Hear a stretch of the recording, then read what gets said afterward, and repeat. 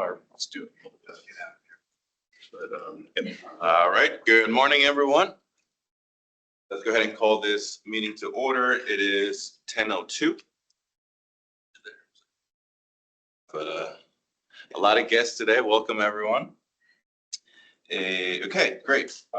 Before we start with regular business, we have a new member of Design Council. Welcome. Hello, Nick, with LK Architecture, correct? Yep. Great. Welcome to Design Council. This is the first time that you've been in Design Council. Have you participated in? I presented this before. Yeah. So you kind of have an idea. Okay. I'm excited. Well, we have a pretty full agenda, so you'll get to start off running. Great. Well, welcome. I hope you have a great time with this. It's fun most times. Great. Well, let's go ahead and start it with approval of minutes from our previous meeting. Assuming everyone got a chance to read those. Remember, moving forward, we're gonna be having everything electronic. We're only gonna have our agenda printed out. That'll avoid wasting reams and reams of paper with so many items that we get. So just encourage everyone to, even more so, to look at the agenda and the attachments prior to the meeting. So that we can make sure that we're familiar with what we're looking at every week or month, rather. Okay, if anyone wants to entertain a motion for approval of minutes. Make the motion to approve. Okay. Do we have a second? Second. Right. Any discussion on the motion? No, all in favor, aye. Aye. Opposed? Okay, passes unanimously. Passing. Next item on the agenda for new business. We're looking at an artist RFQ for First Street Bridge over the Arkansas River, which would include integrated art. Again, just to reiterate with new members, but also just everyone else on council, we are now reviewing the RFQs prior of those going out to the world. And that is to ensure that the language is correct, that the intentions are what they reflect, the Design Council values and purpose. So, great, you're gonna tell us about this RFQ? I am, Brother Kowski. I will be abstaining on this vote. Yeah, thank you. So the First Street Bridge is a progressive design build procurement. It will be replacing the entire structure. It'll be 3-lane, 2 lanes eastbound, 1 lane westbound. We did have it closed down to 1 lane each direction in July, late June, early July, for 3 weeks. We did a traffic analysis and study on that to confirm the lane configurations. There's a lot of heavy movement in the morning peak for that eastbound movement. So we wanted to maintain those 2 lanes, but westbound in the evening peak, it just doesn't have the same reverse flows. We're able to reduce the lane there. Then we are going to have a combined 17.5-foot pedestrian and bike lane. And there's a typical section here that you'll see down in the presentation. There's potential for overlooks over the river, but that we'll be working with the artist on that. It will be a steel beam 3-span structure. Carissa McMullen with Landwork Studios, she is on our team, and I'm going to have her go. She put the proposal together, and I'll have her walk through. Good morning. Thank you, Brett. Carissa McMullen, Landwork Studio, Landscape Architecture and Planning. And we've been hired by GFT to put together the solicitation, this RFQ that should be in your packet with the information. Go out to solicitation and then help facilitate the selection of an artist for this project.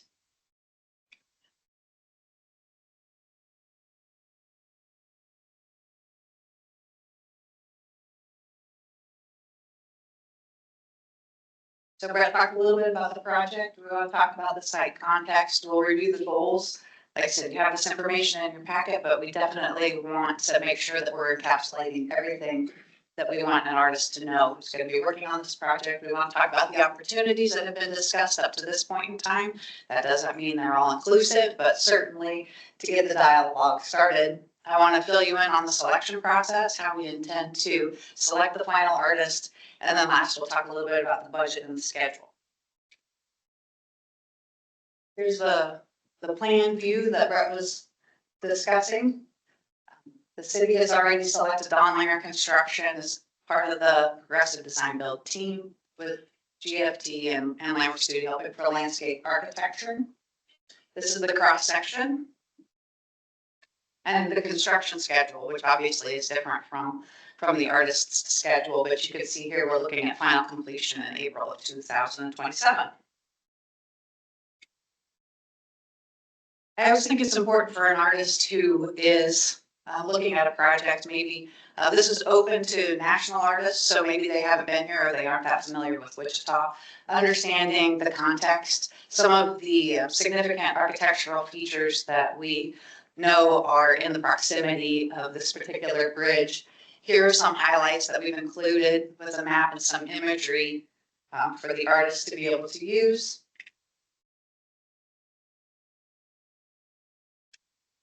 We selected some of the pieces that you could see from Kellogg, some that you could see from Douglas, some that you could see from this bridge. Of course, we have the Lewis Street and the Douglas Street bridges for examples of what great art and architecture can look like. The goals of the project, some of these stay similar from project to project, but we definitely include specifics.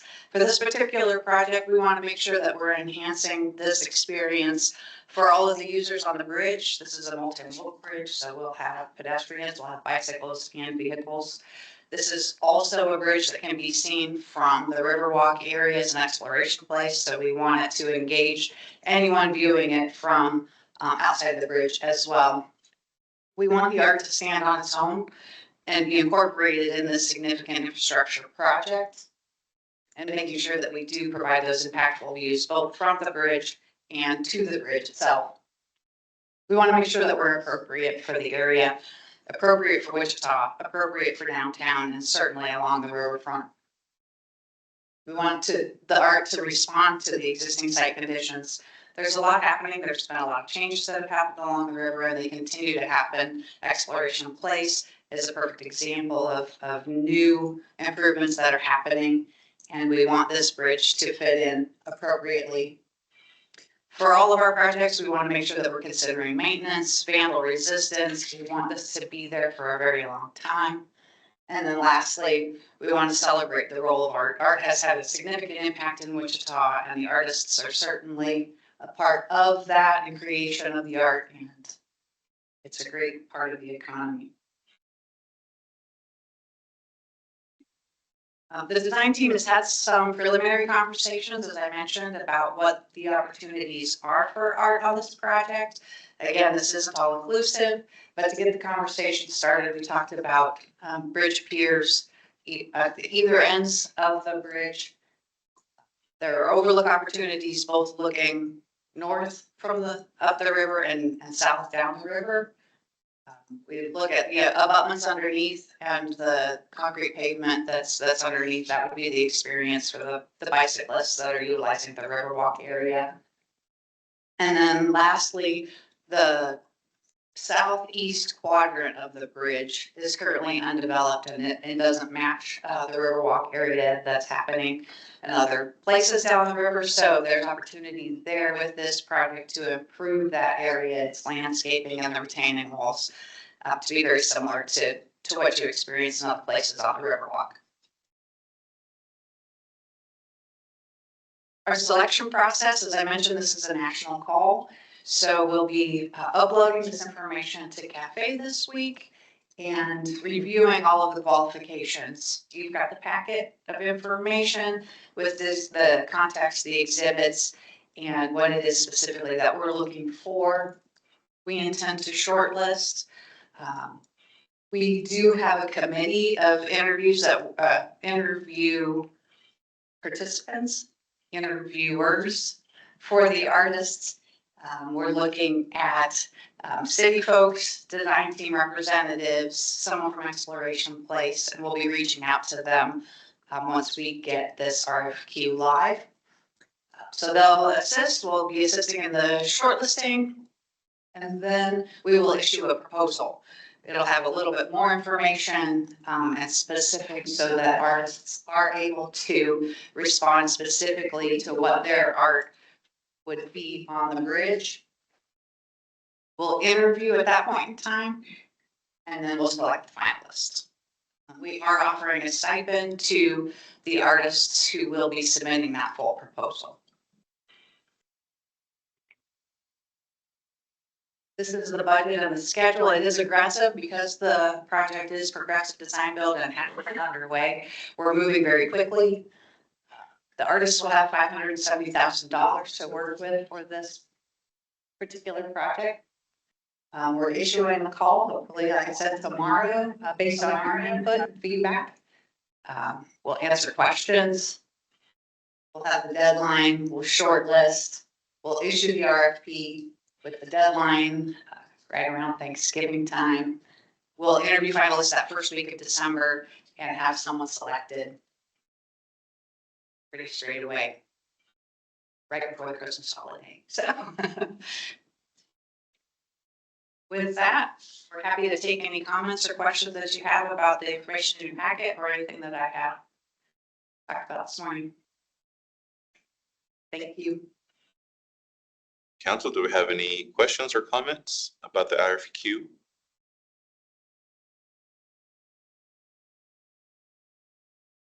Any clarification that you need?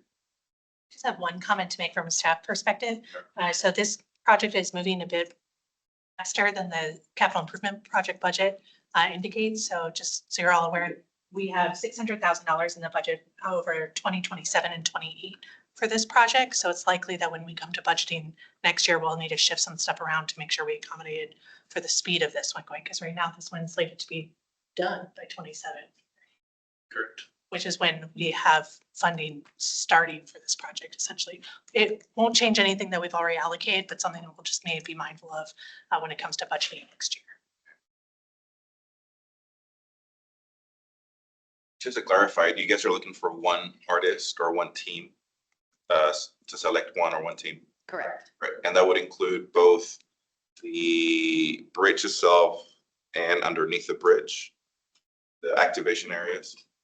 Depending on what the artist team submits and is selected on, that fits into the budget.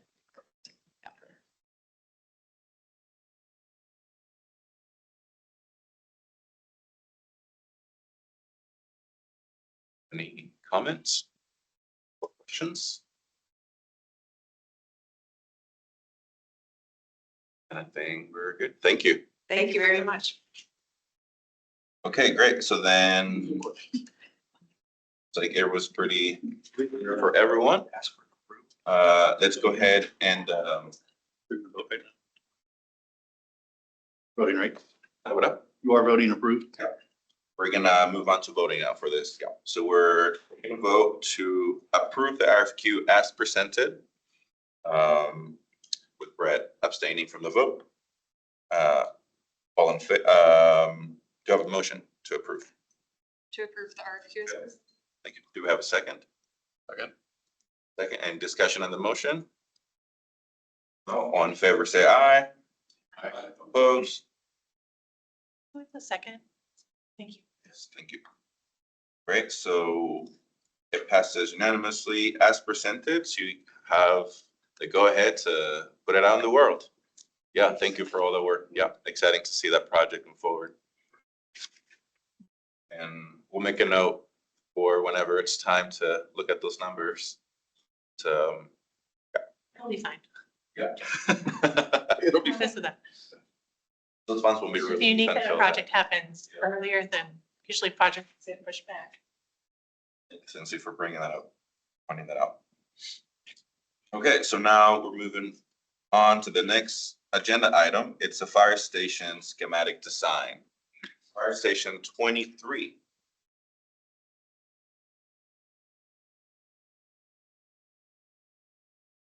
Welcome. Good morning. So we've been working with Chief Snow and the Wichita Fire Department. What we have for you today is the schematic design for the Fire Station 23, which will be going at the northwest intersection of Pawnee and Mays. And I'm going to let Christian walk you through the floor plan. Great, thank you. Yeah, as Christy mentioned, this is the corner of Mays and Pawnee. It's a residential area south of Kellogg. We'll start kind of in the northeast portion of this plan. You see that vestibule there? That's a public entrance to the building. It's a small public entrance with a restroom area, workroom just off of there with a visibility to the vestibule and a secured entry into the rest of the facility. Along the north part of that plan is a lot of the back of house support spaces for the fire station. Moving down along the east side, we've got our fitness, day, dining, kitchen areas for the firefighters. And then the bunk rooms just to the west there. Talking with the fire department, they wanted those bunk rooms to be as close to the apparatus space as possible to cut down on response times. Response times are the key thing that they're pushing for on these projects. So we're working with them on that. Locker rooms, men and women's locker rooms just to the north there. And I'll mention that the men's locker room will serve as the storm shelter for the facility as well. Apparatus space there in the center, and then some support spaces along the left side, decontamination rooms up on the upper left, personal protective equipment storage, their shop, SCBA, electrical, riser room, all of that along the west side.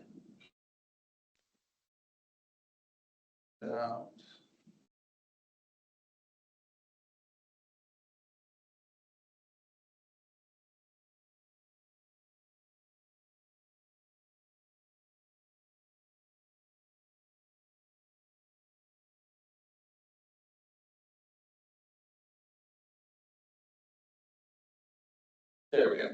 Okay, the elevations here, as I mentioned, this is a residential area. So talking with the fire department, one of the things they wanted or didn't want, I suppose, was a flat roof. So it kind of worked out actually pretty well with the residential context. We did sloped roofs. This will be standing seam metal roof. Kind of alluding to the local materials as well. A lot of the houses around the area have brick wainscoting, siding or stucco. So we're planning brick along the south and east side with a wainscot that wraps around the building and then EVIS above that. Like I said, just to kind of tie that into the context, we're looking at a few opportunities for the public art component. You'll notice the fence along the east side, that's going to be their outdoor patio space. We think that could be one component or opportunity for art, that fence itself. Potentially a standalone, freestanding sculpture of some kind on the northeast side as well. So we've identified a few key areas and we're working through that design process right now. So you'll see us again next month.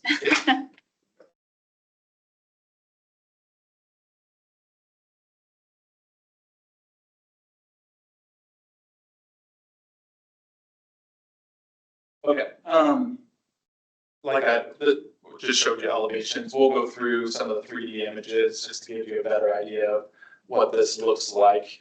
We're working through, we're still early in design, so some of the materials might shift a little bit where we have things, depending on budget constraints, things like that. But back of house, generally a lot less brick, a little bit more utilitarian, but trying to keep a nice street face along Mays and Pawnee. That's it. If there's any questions, we can answer these. I do have a handout on the site plan. I apologize that didn't get into the presentation to give you just a little bit better layout, understand what's going on there. Thank you.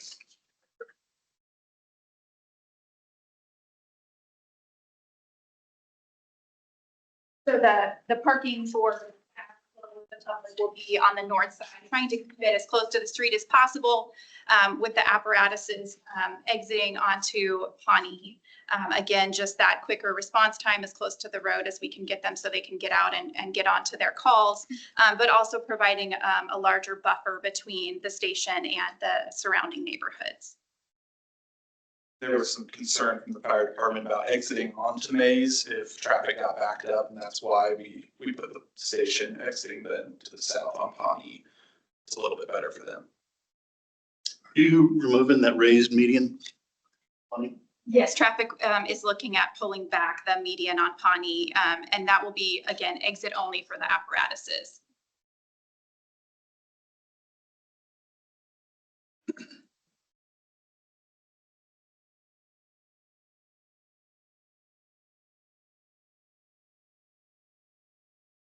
Again, just to reiterate to the council is that the reason we're looking at this stage is to ensure that we get the chance to look at finishes for these builds, to look at things like that medium on Pawnee and ask those type of questions before all of this goes out and moves forward. Previously, there were questions where like the project was already pretty much designed, and then we get to see it with our components, and then there were questions about the finishes, about the building, the interior, the exterior, and at that point it was too late to make any changes. So again, this is one of those changes that we implemented so that we get a chance to look at the buildings themselves before we even look at the art, so that we can ask any of those questions that relate to design, the design of the building.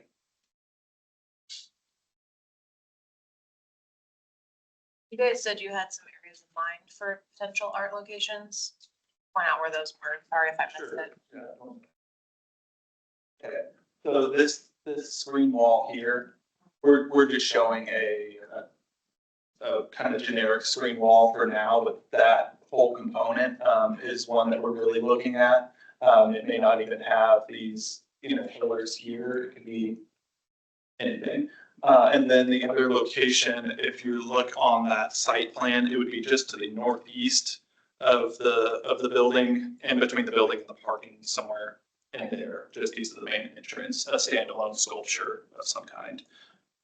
And then one of the other items that we were looking at is above the apparatus bay doors, the red doors, which is where we're kind of, highlighting, could be signage of some type to identify the station that could incorporate an art piece. Maybe one staff comment. This is the 2025 fire station project that we have in the budget. We do have 2 slated for 2026 and 1 for 2027. It's my understanding, and looking at my public works friends in the room to correct me if I'm wrong, that this will be the template for the future fire station builds. Is that correct? So we're As closely as possible. We have some real site constraints on some of the upcoming ones that may limit the construction type. We may even have to go to. Thank you. So while it's just conceptually this one design today, it could have the domino effect for the 3 additional fire stations that are in the works for the next 2 years. Something to just keep in mind.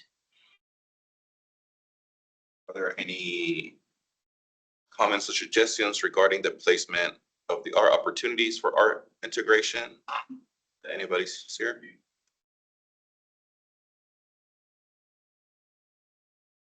Chairman, I'll have to abstain from.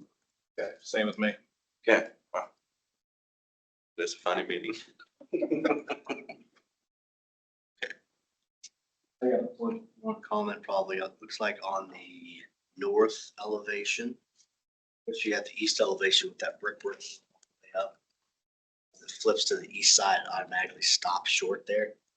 Feels like that's still a primary entrance though, is that being, as far as that being part of the parking lot?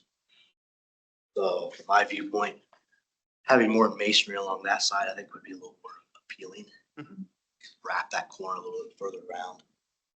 Yeah, that's a fair point. That's something that we will definitely look at. We do want as much of this to be, nice to the public face as possible. Budget constraints may limit us, but where we can, definitely. Along that south elevation too, you have that large masonry section between the man door and the windows. Right, that area too. I could see a nice artwork element there as well. Got that big masonry wall there facing Pawnee. It could be a nice spot for some sort of integrated, seems a great integrated brick sculpture. Pretty cool. That's a great point.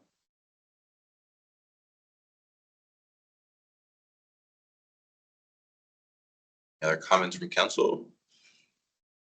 Not art, Christie, but we might take a look at that generator location. We're gonna end up with noise. I would imagine if it's that side of it, that close to their houses. Yeah, we are looking at a fence kind of around a utility yard, if you will, where the transformer and generator go. Yeah, to hopefully help with some of that, yeah.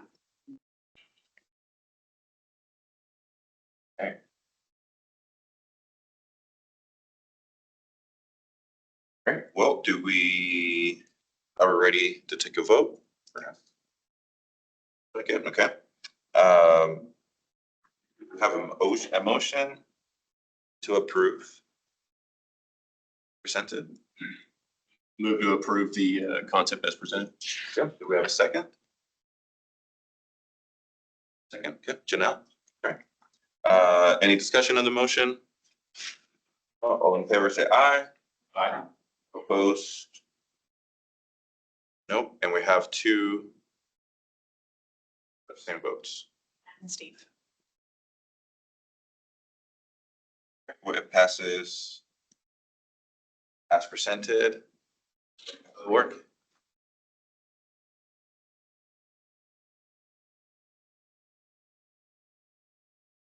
Okay, item number 3.3. We're gonna be looking at the transit hub public part. This would be a 90%, meaning this is ready to go out and start production.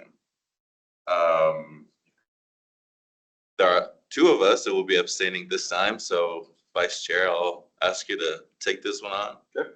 Unless you're working on this project, then we gotta find somebody Not else. that I know of. Okay.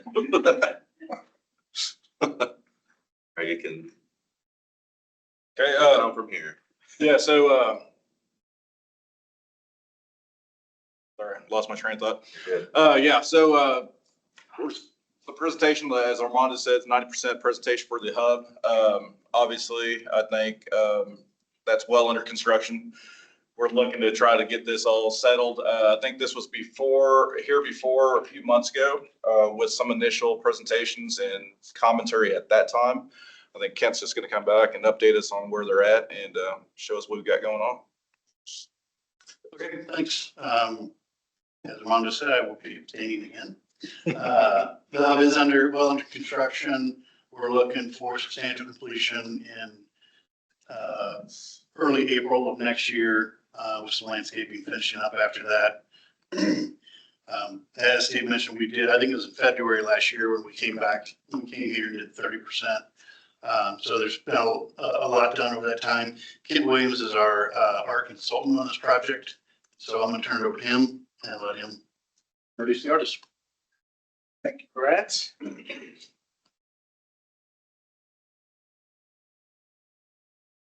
Morning, I'm Kent Williams, Kent Williams Environmental Design, working in concert with GFT, who provided the civil and architectural design.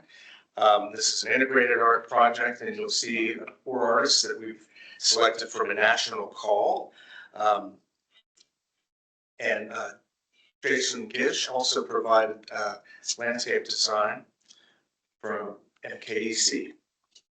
So I think everybody probably knows the site location. This is just west of the new ballpark and just south of the roundabout with the clock tower in Delano.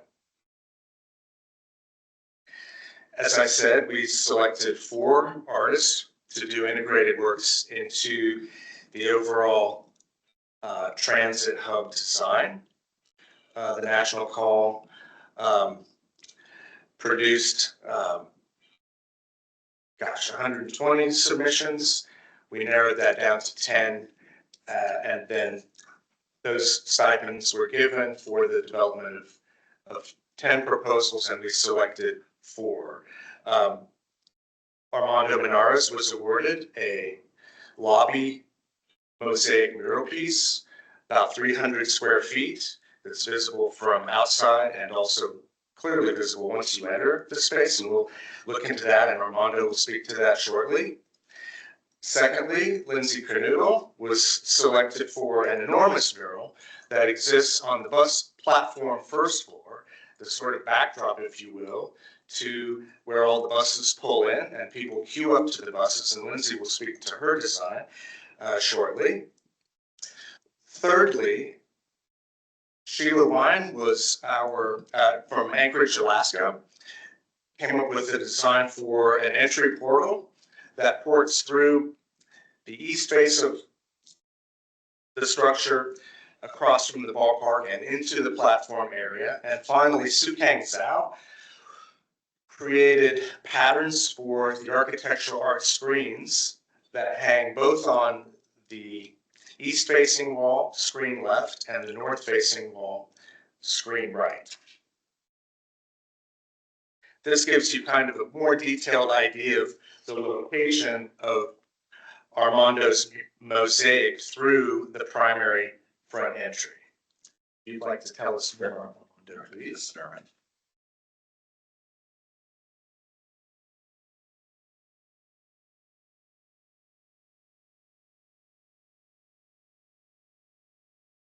Okay, so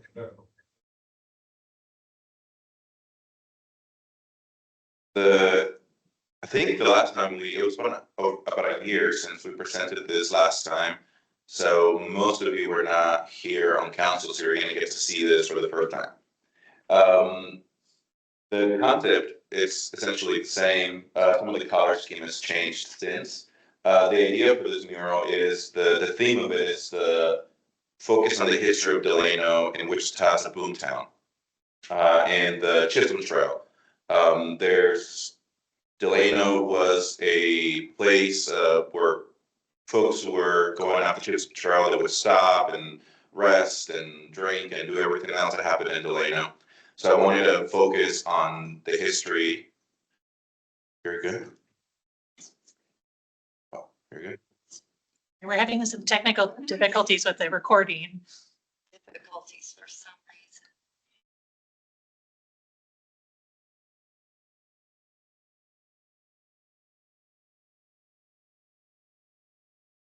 reason. Good. Okay, great. Thank you. Thank you. No, you're good. So we're focusing on the two characters that founded the Chisholm Trail, which has a long history and an impact in the United States and as part of the country, and certainly in Delano. Let's see. There we go. We have the murals highlighting Black Beaver, and J.C. Chisholm.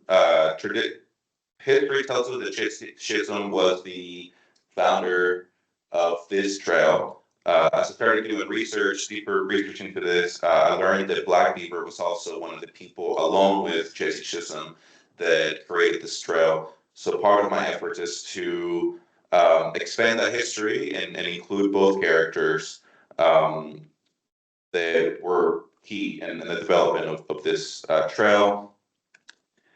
I'm focusing also in the imagery of the Western world, zooming in on the boots. I'm using the deconstructed boots as the template for a tile, the three-dimensional tile that you can see the pattern on this side of the screen.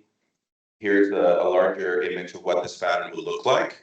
I want to emphasize that this mural would be just like the boot is being deconstructed, the image themselves would also be deconstructed. As you approach and look at the mural, the image of these two characters are not going to be necessarily super clear. It's going to be an abstraction of these two images. Because the tile is three-dimensional and they're kind of going around. As you look at it from one angle, the image would be distorted than when you look at it from a different angle. So again, you're not going to see a clear, neat image or portrait of these two characters, but rather an abstraction of the characters. So we're looking more at a field of color is what this mural is going to be. Again, I just want to emphasize that, like I said, thank you. As you move around the space, the image will change and it will be an abstraction of those two characters. The tiles themselves would be about 2 inches by 4 inches, and there will be about 7,000 tiles that would have to be created by hand for this project. Here's how the image starts. I'm alluding at the movement of people and cattle and goods that happens in Delano. Again, an abstraction of that idea. And then here is when the image is, I guess, pixelated, for lack of a better word. I've included additional colors, some pinks and some burgundies to add to that field of color that you're gonna see. There's the line of Abilene, that kind of like the Chisholm Trail that goes across it. That one would be highlighted with a luster. Again, so it'll give you an idea of where the path goes. And there will be a ceramic border to that. There's a lot of fixtures on here. I think there's another render, yeah. So there will be benches, water fountain, there's 2 doors. So we wanted to find a way to integrate those and into the mural itself. One of the solutions to come up with was to include this border of extruded tile to kind of help frame some of these fixtures and incorporate them into the design instead of sort of just have them be there awkwardly in the middle of it. And I think that's it for my part of it. Do we want to do questions at the end or after each artist? What do you think? Sure, I'm here. Yep, let's do it. Let me go back to this one. The pieces that I worked around, the little tiles, those are the initial prototypes I created. You notice there's a taper to them. The paper sample, it shows you the taper has gone away. It'll be more of a start up a rectangle, a 2x4 rectangle, just to make it easier to create the pixelation and to glaze the tiles. And it'll avoid kind of the jagged edges as well on the edge of the mural. Any questions from council for Armando there? Yeah. First of all, that's unfortunate. I love the taper. I mean, the taper really creates a cool pattern to that tile, kind of Yeah. it's like a boot, a little more feel. So it'd be cool if you could get that back. The question I have is that on that pixelated that image right there, you're showing that Abilene, Wichita, Oklahoma City, Fort Worth. I mean, those are nice and crisp. So are you planning to overlay something that's that crisp as well to be able to have those words on there too, or? Right, so the solution I have right now is for those words to be carved into the tile and then highlighted with the luster, so that as you look at it, you can clearly see the letters on there. To be determined to see if that solution is going to work with the tile being carved out. Sounds tricky with that tile having that Right. digital text to be able to get that text on. Right. So a solution, if that for some reason doesn't work and it kind of becomes too difficult to read, we might leave the abstraction of the path and then have some sort of text that kind of helps us tell the story. I would love for it to work. Yeah, I love the contrast of the pixelated versus that nice crisp. Right. So right now, because we are making the tiles, we have the ability to carve into them and really kind of, I guess, treat the tile however we need to. We're making molds. We are using 3D printing to aid the production process. So what we're going to try first is to print these tiles with the words and then make molds of them and then see if that's going to help us create that crispness and see if it reads well. So it's one of those things that we don't know how it's going to work until we do it. If it doesn't work, if it's too muddled and it's difficult to read, we might have to just scrap that part of it and have the text maybe tell the part of the story. But right now, that's a solution, is to have it be, I guess, embossed into the tile and then produce molds from it. But yeah, I had the same concern. In fact, the previous design, there was a lot more detail to it than you see now. And we have to simplify it because we were losing there was too much detail that you're not gonna be able to see anyway. So we decided to go with more of a field of color and focus on the two figures. Yeah. Also love the contrast of the map with the mural. I'm wondering if it does work with the map and the process that you're talking about with the luster carving. If maybe it can be treated with colorways so that there's more contrast than the block that's pictured. I mean, maybe like the lime green or a new color like an orange or something that's introduced to better recognize like the Abilene text. It's a little bit lost for worth, such a contrast. Yeah. Another solution we thought about, which we'll see if we can, if that it's possible, is to, for those pieces, for the line and the words to also be like cast aluminum, so that it's embedded into the tile. So if it's not, instead of carved, go the opposite and have it being embedded into the tile with cast aluminum. Again, because we are making the tiles ourselves, like we have the ability to play with it a little bit. So that's another thing that we talked about for that piece. Yeah. Do you have any sort of verbiage explaining the significance of who these people are and the map and that sort of thing? That's something that we talked about for all of the pieces. All of them, all the artists have done a lot of research into the images and the meaning of and the history behind the works. And we talked about having plaques as part of the final installation. I know that the city has a website where you can go and get more context for all the artwork. We talked about just doing that from the get-go and it being part, especially since it's gonna be a public transit. Hopefully there'll be a lot of people coming through here. So that's something that we talked about, and I think we want to move forward with this, including some text that goes along all four pieces to provide more context. Yeah. Staying with just the line, knowing that benches will be placed in there, just want to make sure that San Antonio doesn't get lost in that shuffle. However, if it can be bumped up at all. And that's something that we're working with the design team. We have well, maybe it's this one.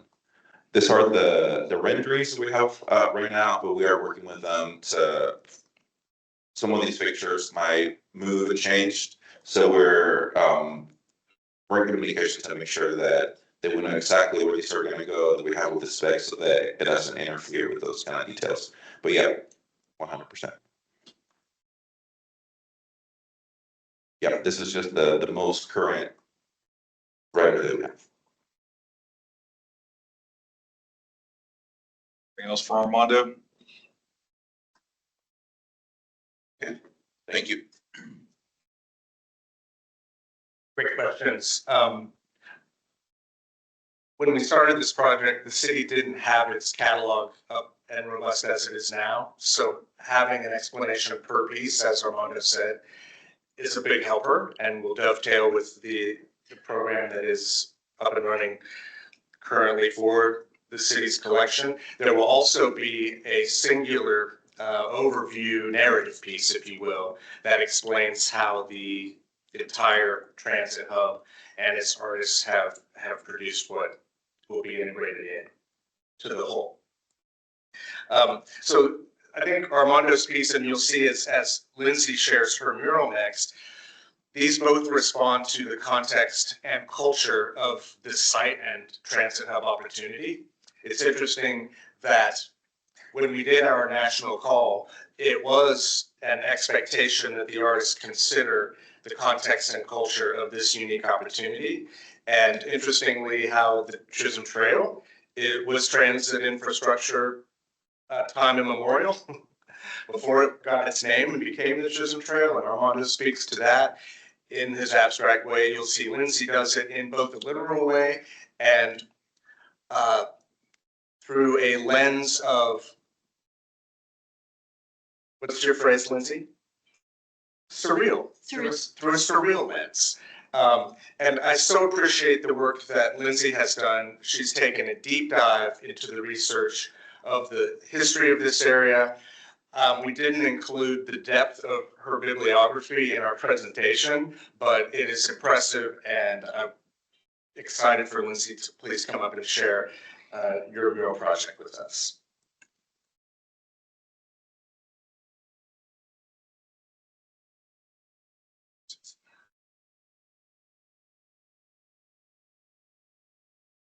Hey everybody, my name is Lindsay Knodel. I'm a local artist. I'm excited about this project. Delaney is my very favorite neighborhood. I come from a background that I used to communicate graphics at the zoo, so I'm into the deep research. So that's what I brought to this project. It's 300 feet long and it kind of turns a few corners, as you can see, and it's built to be a kind of timeline. So I'm starting with like early Native history into the grass houses, into the Chisholm Trail, into Boomtown, Delano, 1920s baseball, into aviation, into present day Delano. So you'll see a little bit of each of those. Here you can see kind of the full scale of it. So the style that I'm using, it's going to be like kind of surrealistic, dreamy. It'll include a lot of that history, but I didn't want it to feel just like a history museum. So there's a lot of like dreamy cutouts where there's like sky popping through or juxtapositions of weird sizes of things. So at the very beginning, I've been consulting with some Native artists and Native community members about some important things they'd want to show about the early Wichita tribes. And so early connection with nature, the confluence of the rivers, and this is the area where all these grass houses were built. And also the large Three Sisters plants that were utilized. And this was like a time period when it was very nomadic. People were following these bison around and they would do that for many months of the year and then return to these grass houses. So trying to tell all that story, but like in a little bit of a dreamlike juxtaposition of things. As we keep going, there's the story of the Chisholm Trail with these larger than life longhorn cattle and these old timey lanterns hanging from their horns. And these fireflies are also a contribution from a Native community member that thought that would be a good addition. And we'll talk about this, but somewhere along this wall, combined with this wall, there's going to be some bikes hanging. So that will be potentially moving some stuff around. There's that passageway that was in that first image, and then it rounds to this area, which shows the early building boom, where there's all these wooden houses going up in Delano. And Delano was Wild West town. It was the side of the river where guns were allowed, where drinking was allowed, brothels. So this is kind of a tame version of that part of the story.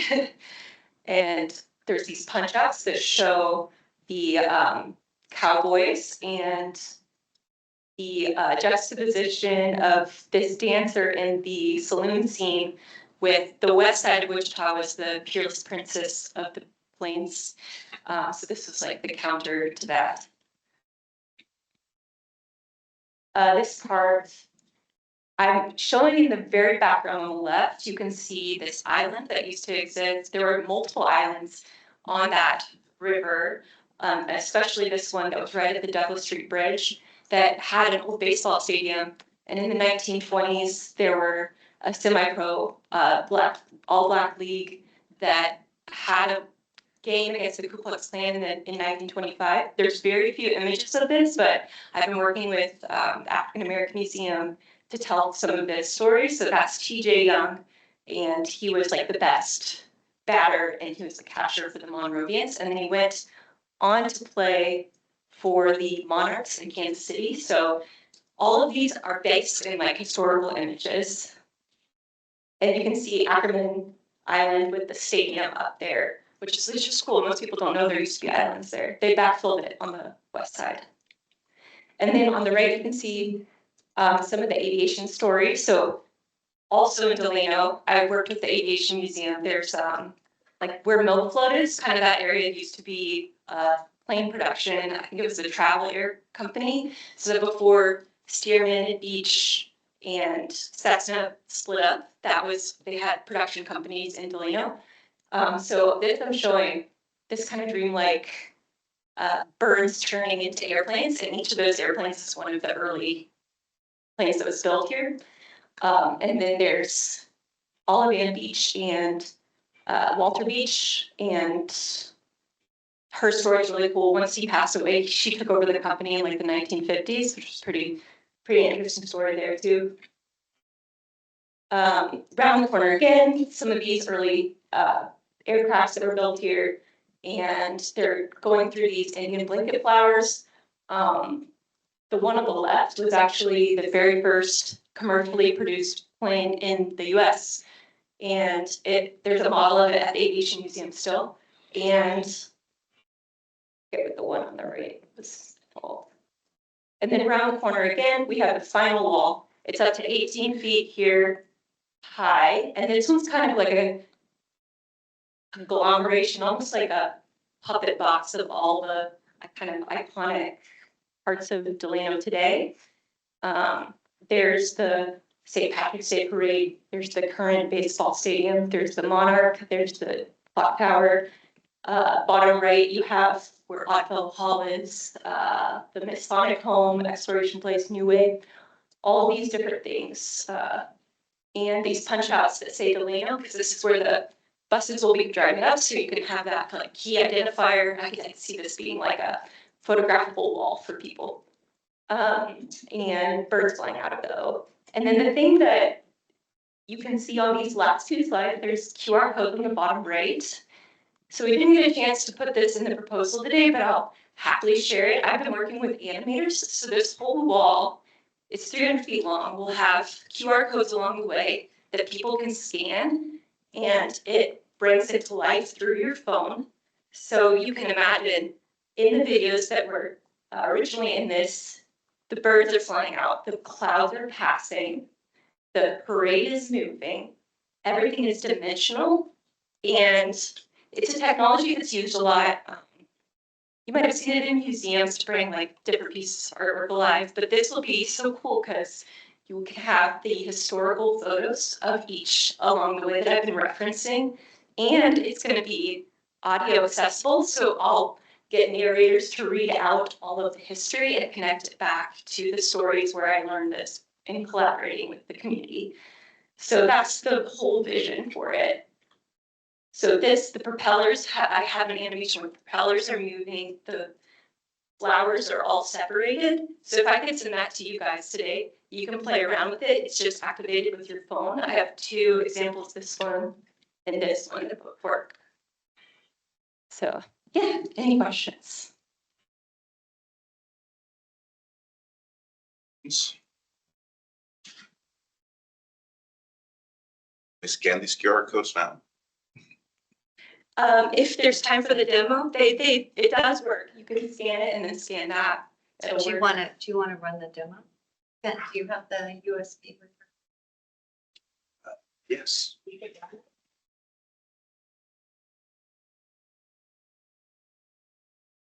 And it should be in your email as well, Jan. This one is your team. If I can scooch this one up, they could do this one right here. Or run the video, that's great, yeah. You'll hear my voice. We're not going to use my voice.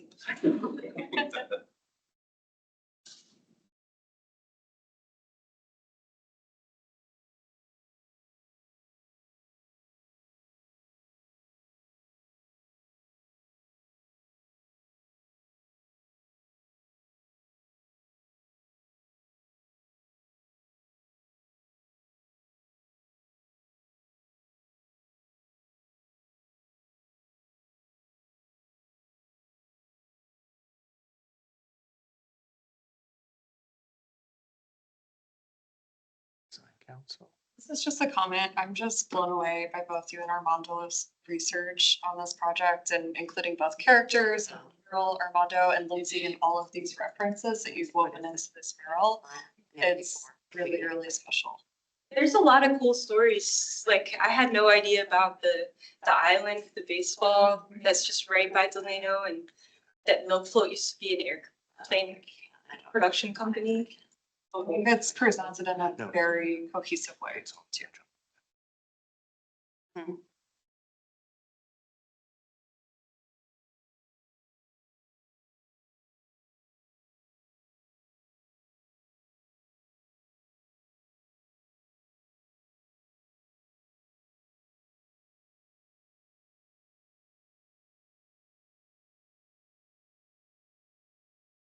There's also going to be a team of up to 20 local painters. So the timeline's pretty quick and it's kind of through the winter. So we're working on that, like just the feasibility of getting everything done in the winter months. So yeah, a lot of young painters, some recent high school graduates that are awesome. Oh, yeah, that's it.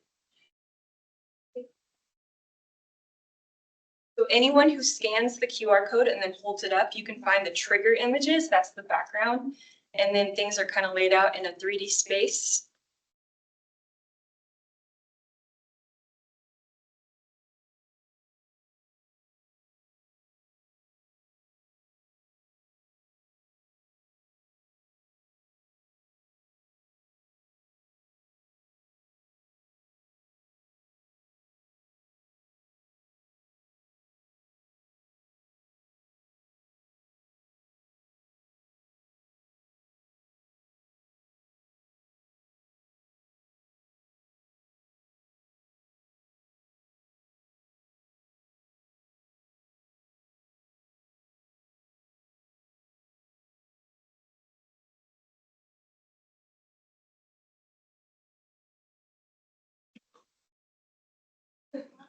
But all the historical images that I found so compelling, people will be able to see them and directly see where they apply to the murals.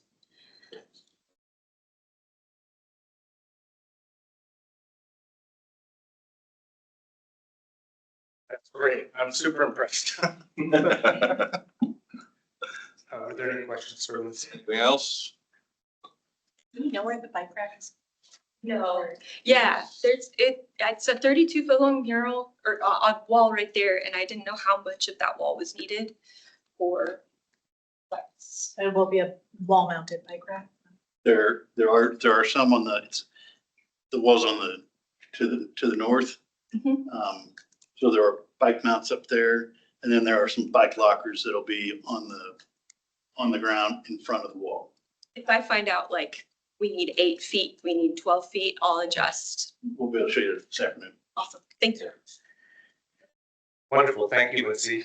Yeah, we'll be out on site today digging into some of those equipment location questions so that things can wiggle both from the point of view of the artist and the point of view of the installation of building parts.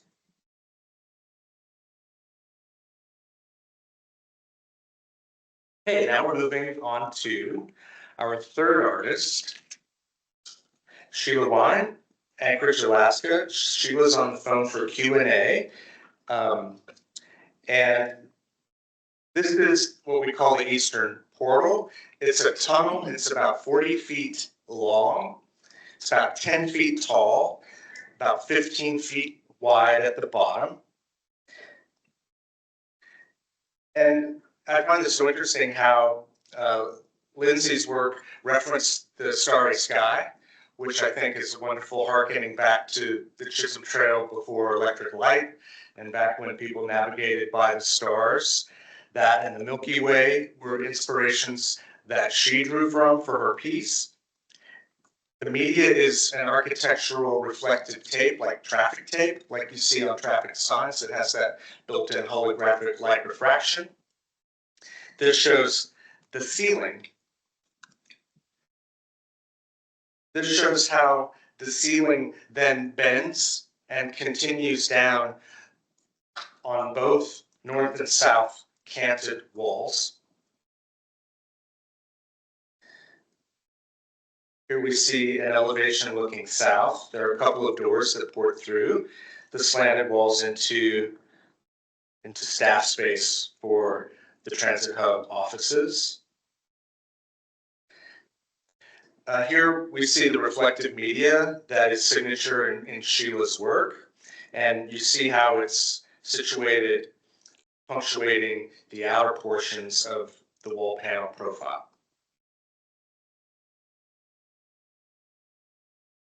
And that's Sheila's work. Are there any questions for Sheila?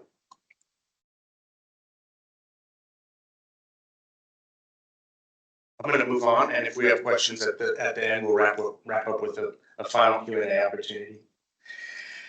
Our fourth artist, Su Kang Zhao, he's not able to be with us today. He's career educator at New York Fashion, the New York Fashion Institute of Technology, and been an artist since the 80s, pre-gentrification of the New York art scene. He can no longer afford to live in the city.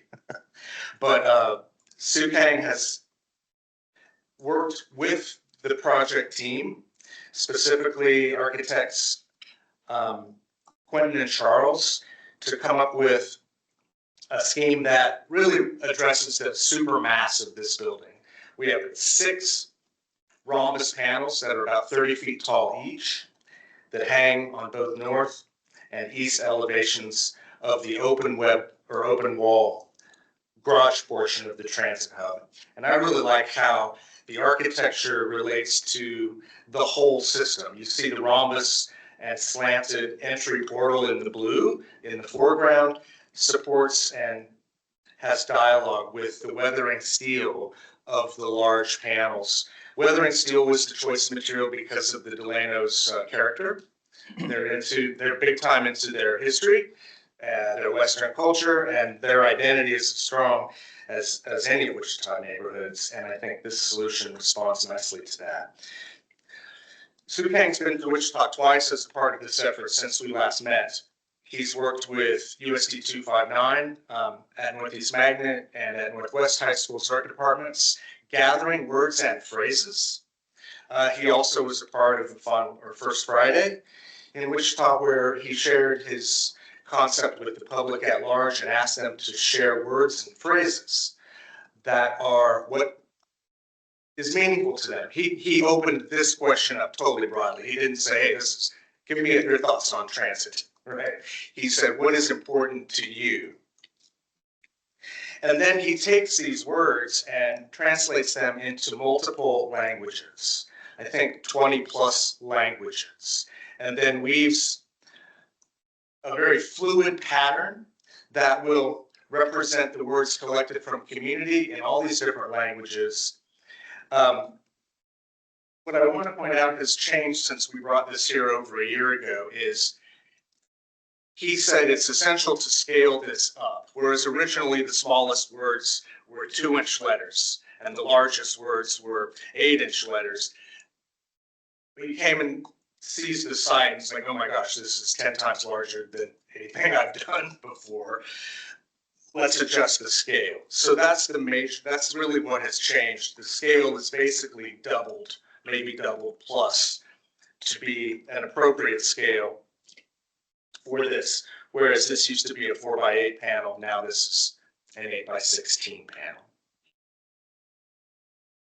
This shows another thing. This is, Sujoy's had to develop some new technology to work at this scale, whereas it can't just be done in Photoshop now. He's moving into pure vector stuff. And this is an example of how he can manipulate at small scale. Oh my gosh, this paginated very bizarrely from Mac to PC. What this slide shows are a list of the words that were selected from community input, and we're highlighting a few that are relevant. Bust and Delano obviously are aware of the context and what's happening with the project. Home, Vortex, Community, Nature, those are ones that came forth as what's meaningful to people, as a few examples in the many words and phrases. And then the 27 languages are listed here as well. That's our 4 artists, that's our project. We're happy to present to you and stand for any questions. Questions for Kent or any of the artists? Final questions and comments? Can you see the material for Sue Kang's piece? Yes, it's weathering steel. And incidentally, it does have a trough where it could stain things beneath it. That was one of the concerns, you know, how weathering steel naturally does that. So there is actually a collection trough, sort of like a gutter, that will keep that staining from happening. Artists work with professional translators? Pardon me? Will artists work with professional translators? I'm not sure. I know that he's done this sort of translation on previous projects. Just a suggestion is, you know, a word like freedom might mean very different things in different languages, and to have the correct meaning. Yeah, that's a great question, and I can follow up with you on that. What I do know that we've done is we've ran a host of the words through city staff. Many of them were not appropriate, however humorous. And so that's the level of control we've had so far. But what I find quite interesting about your question is some of the languages are the characters are radically different with a whole different logic behind them. So yeah, that would be another thing we could add as a deeper dive for people that are really interested in the beauty of language as a corollary benefit. Any other thoughts or comments? Just a reminder, we're looking for a motion for approval of the 90% design concept for this particular project. So if there are no other comments or questions, anyone like to make a motion? Move to approve the 90% concepts as presented to us today. Brent? Chloe? All in favor?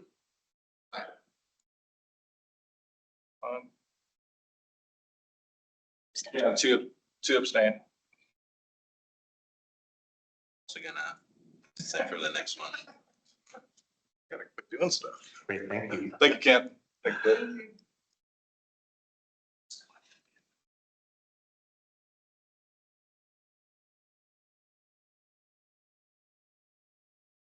Right on the number 4 here,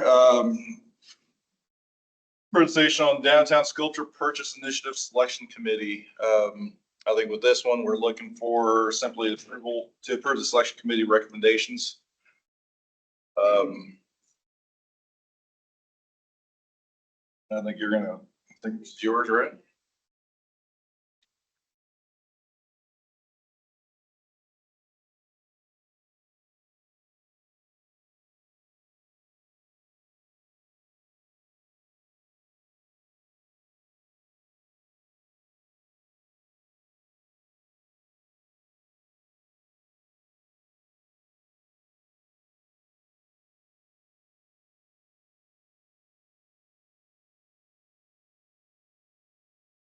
And so the request for proposals for the downtown sculpture purchase initiative.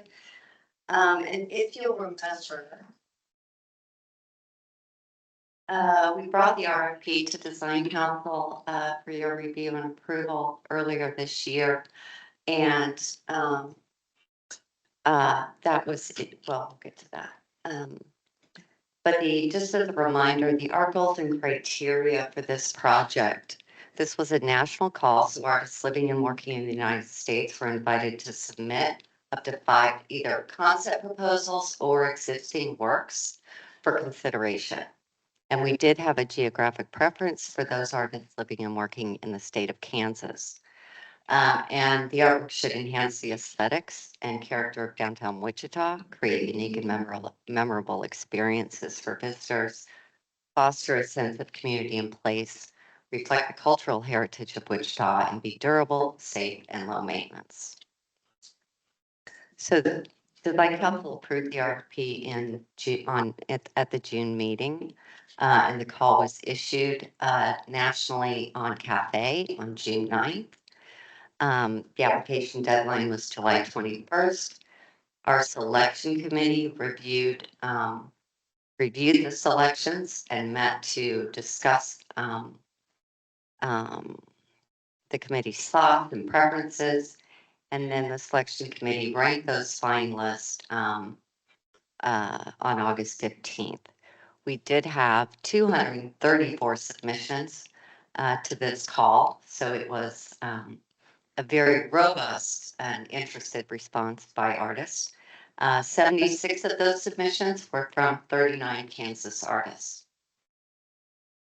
The selection committee members were Mayor Lily Wu, Councilmember Brandon Johnson, Heather Schroeder with Downtown Wichita, Jamie Garnett with Visit Wichita, Ross DeVore with the DeVore Foundation, Connie Bonfly with the Arts Council, Bill Gardner with Design Council, Joe Reiner with the Elridge Museum of Art, Lindsay Banaka, and myself. So just as a brief reminder, We have 13 vacant pedestals that we can fill with this project. We have recommendations from the committee that include 14 artists. 2 of the artists tied in the 13th ranking place, so they are both included here. And what we're asking of you today is to review these recommendations from the selection committee and approve those works that you feel should be moved forward to be presented to city council and then for acquisition. So in our top ranking was local Wichita artist John Knapp. He presented a concept proposal for a 60-foot high by 30-foot wide by 18-foot deep sculpture made of steel, bronze, and enamel. The purchase price is $15,000. And we did set a preference for price, the range being $8,000 to $14,000 or $15,000.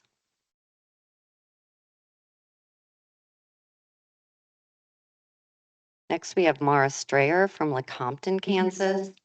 This is an existing work entitled The Farmer, made of welded steel with a clear coat. It is 105 inches tall, and the price is $8,000.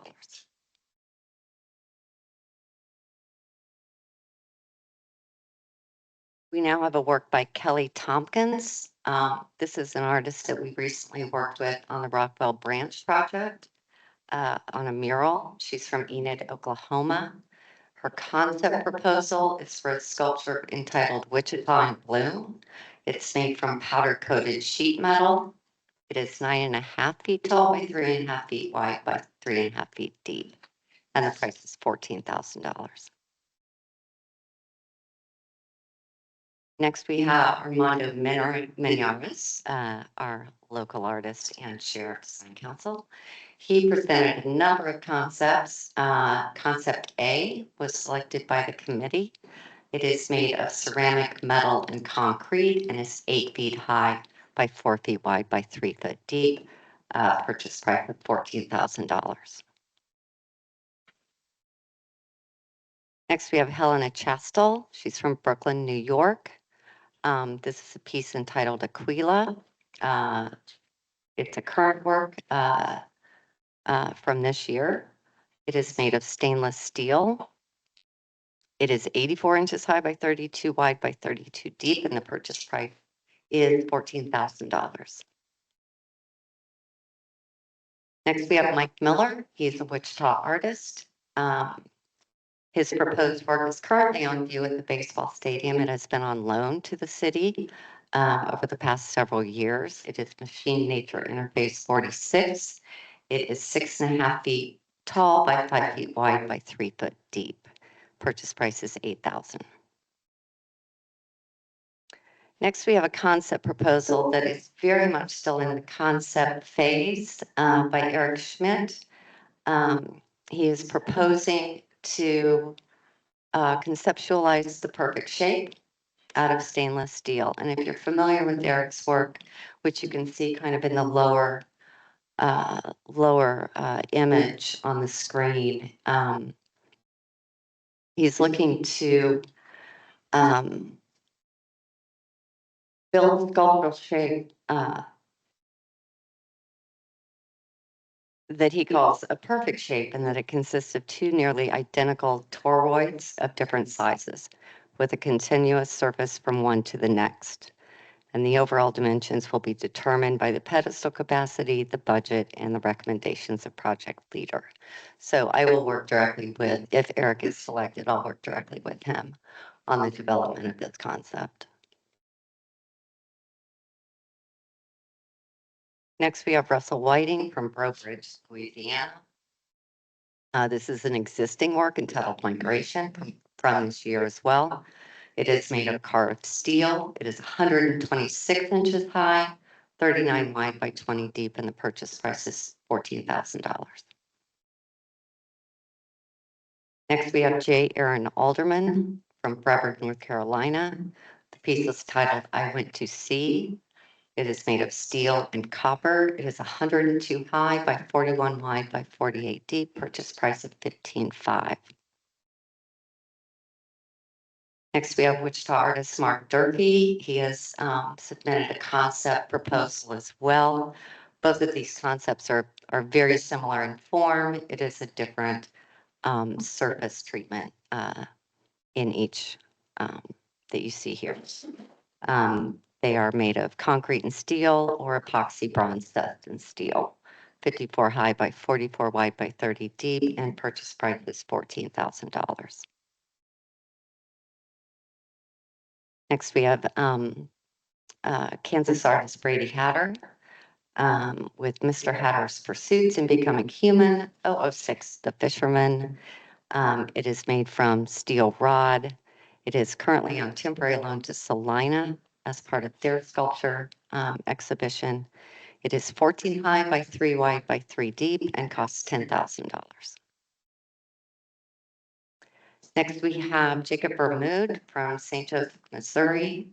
You may be familiar with his work. It has been on view at Reuben Saunders Gallery recently. This piece is called Depth of Form from 2015. It is cold cast aluminum, 90 inches high by 48 wide by 36 deep, and it's $15,000. And then next we have local artist Chris Bruner. He has presented a concept proposal entitled Through Difficulties. It is made of steel and granite. It is 120 inches high by 42 wide by 30 deep, and the price is $12,500. And next we have Matthew Hoffman from Chicago, Illinois. This is titled Be Here Now from 2022. It is made of high density I just forgot what HDPE stands for. Polyethylene. Thank you, Brent. And marine grade plywood. It is 7 high by 3.5 wide by 2 deep, and it's $10,000. So the project budget, the total project funding is $250,000. We have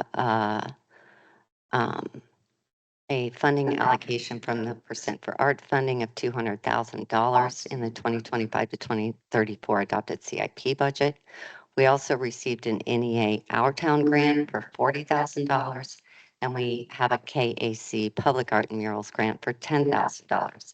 The total acquisition cost of the works that I presented to you today is between $166,500 and $169,000, depending on the 13 selected or less than that. Available funds for pedestal restoration, signage, installation, equipment, crews, etc. We have $81,083.5 remaining. Oh, and that's all I have. So Janet, for my purposes, or I guess for all of us, what we're looking at trying to rank to 13, is that, or what are you looking for from us? We have 13 available pedestals that we can fill. Now, the council can decide to select 13, less than 13, none.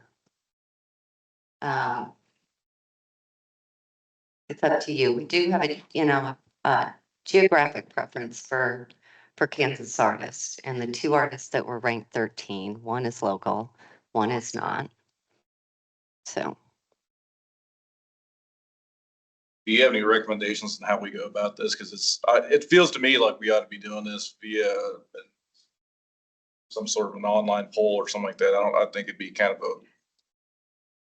Well, if the council would prefer to do a ranking, each individual council member ranks the works and we average those, we can do that.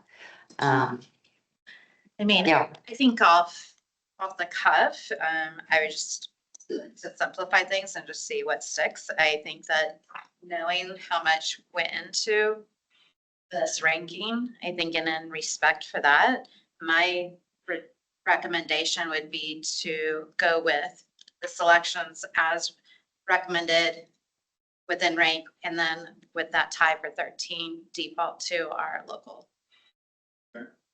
Any other thoughts on that? I agree with that recommendation. Okay. I Anyone? didn't know this, but where are these gonna go? So there are 13 pedestals located throughout Old Town near the Interest Arena and then one at the baseball stadium.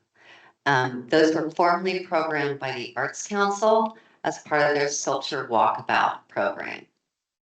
And that was an annual rotating exhibition of sculpture that's been happening since about 2009. That program was sunset 2 years ago. Is that correct, Lindsay? Was it 2? Something like that. Yeah, Arts Council sunset that program 2 years ago, and the city took over responsibility for programming those pedestals. And since it seemed very difficult to sustain a rotating exhibition of sculptural work, we propose purchasing permanent works. Would it be possible for the Mike Miller sculpture that's at the Equity Bank, the ball field, for that to stay, if this is required to stay in its current, okay. I was gonna say, who's determining location per, like which sculptures go where? Yeah, so we haven't looked at that yet. We of course want all of the approvals first and that final list of what we'll be acquiring. But I think city staff will put together a proposal for locations and that will be brought back to all of you. Along with like the final designs for the ones that are still in concept. Correct. Some of these are significantly different in size. And are they all gonna fit on these pedestals? Because some of these are, It's only the footprint we care about. Yeah, they should all. As presented, they all fit on the pedestals dimensions currently. Just surface. Yeah, it does. Theoretically. So with that, all that, any other discussion be had on that? Would you like to Well, motion? sure, I'll make a motion that we approve as presented for the first 12 ranked as proposed, and then for our 13th to move forward with the Chris Brunner as our 13th spot and not include then Matthew Hoffman. With concept designs being brought back for final review. Okay. And placement.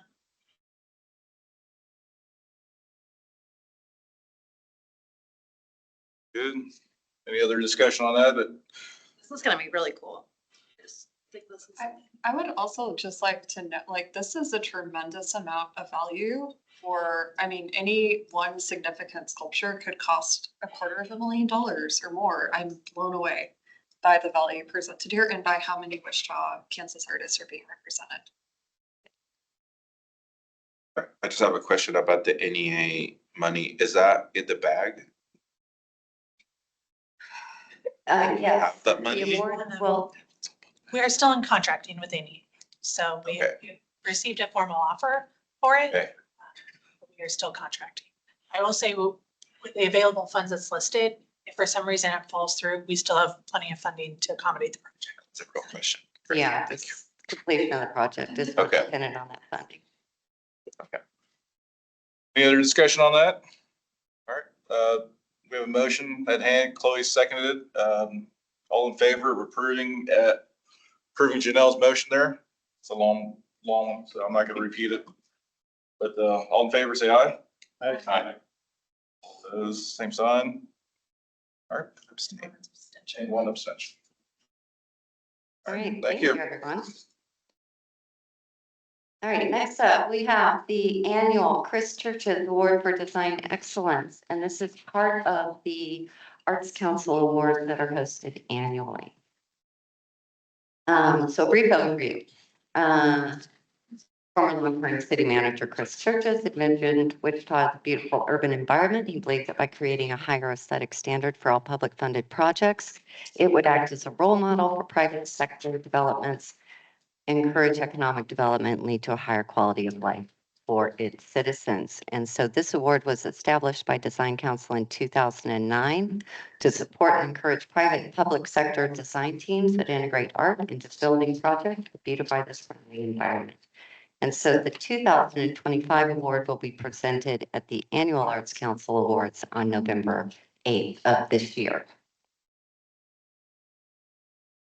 You're provided a list of previous honorees.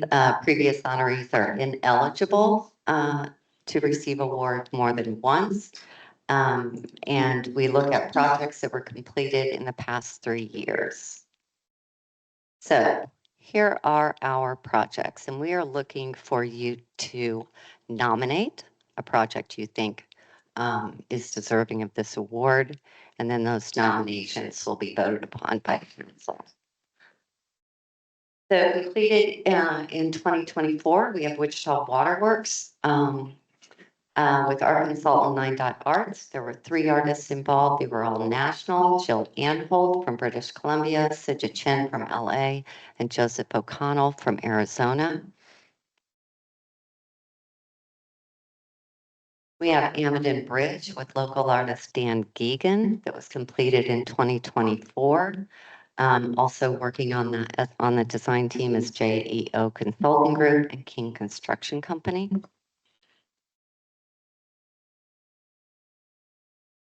We have the 2024 project Delano Greenway with artist Kent Williams, LK Architecture, Trans Systems, and Prado Construction.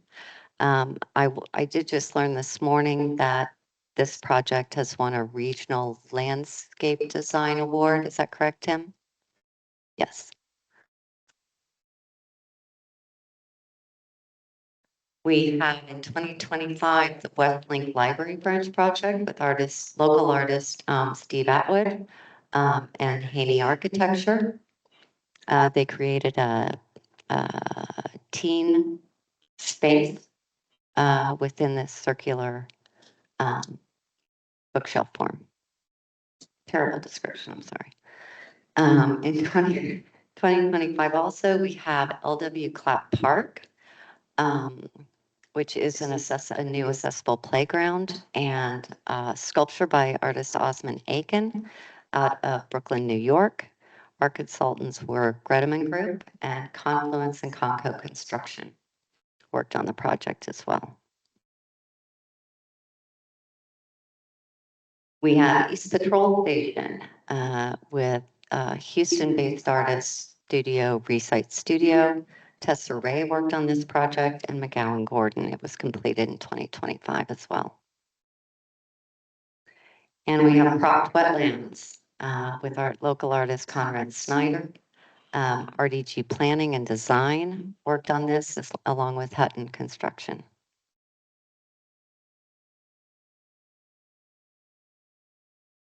And lastly, we have Country Acres Dog Park, which I am calling completed, although it is still missing 2 large ceramic balls because they blew up in the kiln, but they are being they are being remade. This is with local artist Conrad Snyder and Boffman Company were the landscape architects on the project. Would anyone like additional information on any of these projects? I kind of breezed through them, assuming that you're all very familiar with them. Only Westlink Library included, or because Just Westlink. We are just now wrapping up the other 3 library branches, so they'll be up next year.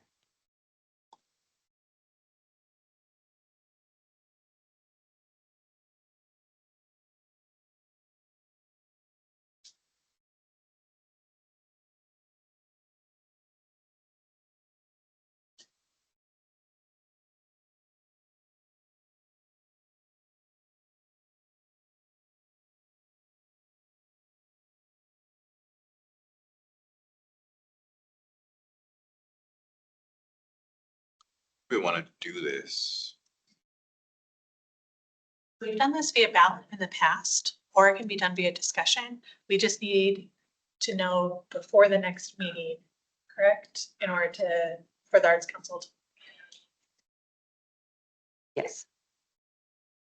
It can be done via discussion and a motion, or we can send out an e-ballot if that's preferred. When I've seen the times that I've been part of this before, I would just say that this is a pretty dynamic list that is exceptional to what I've seen in the past where we had more or less one huge standout project and then smaller. So we have a lot of comparable, but just scale and I mean, this is pretty dynamic. So I'm not saying we couldn't do it by discussion, but it's a lot. Which bravo too. It is a good list. Yeah. I will say it's purely the preference of design council, how the award is distributed. There's no financial gain, no big accolade or anything. It's really just the preference of the design council. Is there any preference or anything for local versus not? It's not. No. We could go around and each one says out loud their favorite. We could, I don't know, in the past we've like emailed the top 3 and then kind of pick from those. You want to be put in the spot or do you want to do it secretly? You can be put on the spot. I mean, my favorite is the Clap Park one. I just got to see it in person for the first time last week and it was really cool. That's top of my list as well. I actually like that one too, so. Yeah, so what's your favorite? Ballpark. Huh. Make it easy. Worker clap. The waterworks. I like the police station, how it was integrated into the building. For Pract, I'm like tied. Both great I mean, all great. Which ones?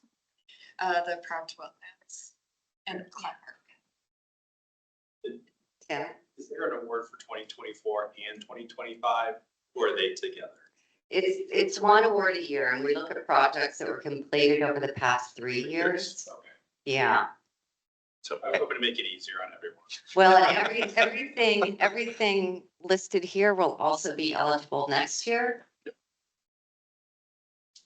Emma, you said Clap Park? Okay. Okay.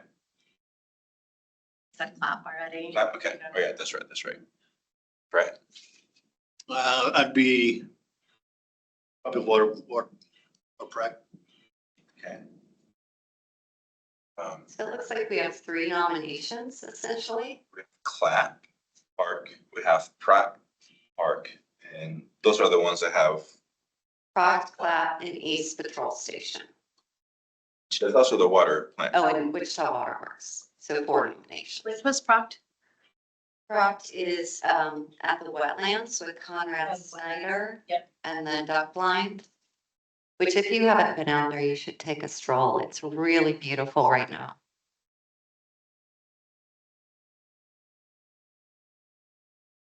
With my vote, that would give Clap 5 votes and Pratt 3. And the rest 1 vote. So do we go with Clap Park? Does that feel fair? Majority vote? Knowing that the others have the opportunity to come back on the list next year. Correct. They do. Is what we're saying. Yeah. Okay, great. Well, Clap Park. thank you. You do a formal motion. Yes, we have a motion to nominate Clap Park as to receive the Chris Churches Award for 2025, right? Yes. Motion to nominate Clap Park the award. We have a second. Second. Any discussion on the motion? Oh, all in favor, say aye. Aye. Oppose? Okay, it passes unanimously. And congratulations to the team at Platt Park. Their 2025 Chris Churches Award. Great. Thank you. All right, do we have anything else? We just have one, but know how to describe it. Access Advisory Board reached out to us. They are a joint board between the city and county. And per their bylaws, they have a designee to the Art and Design Review Board, which effectively is a design council. It's not part of our ordinance or part of design council's bylaws, so we're trying to figure that out with city and county's legal, how that's going to work. It's possible we might end up with an ex officio non-voting member from the Access Advisory Board to help advise design council's work. Hopefully I'll know more before the next meeting. We always want to keep an odd number of council members just to keep voting structure in place. So it's unlikely we'd be able to add another member solely because that would give us 12 members. So waiting on legal guidance for that. Access Advisory Board is, they advise on ADA compliance and really just all things accessibility, which I think would be a great lens to have in this group, but we're trying to figure out how that board seat will work. So you might see another seat at the table next month in an ex officio manner, but when I know more, you all will know more too. But that's all I got. Can I just tell us really quick about this little cart that you put on our table? Sure, I would love to do that. Oh, yes, I left with each of you one of the small cards that were developed as part of the Public Artist Toolkit promotional packets. And you can scan the QR code and access the digital version of the Public Artist Toolkit if you have not done that already. And if you know artists, to this. If you would like more, we Yeah, would if you be would like happy to give you more, more copies. I have more. One last thing that I want to talk about, and that's, there was a poll about the meeting dates and times for design council. Yes. Do we have an update on that, or do? I do have an update. Thank you, Armando. Everyone prefers, well, the majority prefers Monday morning during this time frame. So I guess we'll be sticking with Monday morning. Thank you all for being here today. Yeah. Apparently summers are just really hard for Yes.